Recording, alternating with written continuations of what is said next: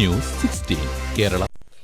തീപിടുത്ത ദുരന്തത്തിൽപ്പെട്ടവർക്ക് സഹായത്തിനായി നോർക്ക ലീഗൽ കൺസൾട്ടിന്റെയും സ്വദേശി അഭിഭാഷകന്റെയും സഹായം ലഭ്യമാക്കണമെന്ന് ലോക കേരള സഭയിൽ ആവശ്യം.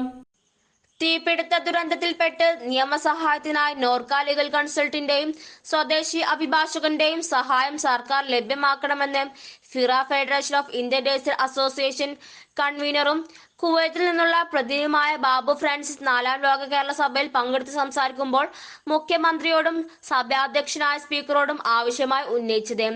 പ്രവാസികൾ കുറഞ്ഞ പ്രീമിയം തുകയ്ക്ക് ഇൻഷുറൻസ്, പ്രവാസികളുടെ സർക്കാർ വകുപ്പുകളുമായി ബന്ധപ്പെട്ട പരാതികൾ, നിവേദനങ്ങൾ എന്നിവയിൽ വേഗത്തിൽ നടപടിയെടുക്കുവാൻ ഏകജാലക സംവിധാനം ഉൾപ്പെടെ ലോക കേരള സഭാ സമ്മേളനത്തിന് മുമ്പായി ഫിറ കുവൈത്തിൽ സംഘടിപ്പിച്ച ചർച്ചാ സമ്മേളനത്തിൽ വിവിധ സംഘടനകൾ അവതരിപ്പിച്ച വിഷയങ്ങൾ അടങ്ങിയ നിവേദനവും സഭയിൽ വെച്ച് സ്പീക്കർക്ക് കൈമാറി.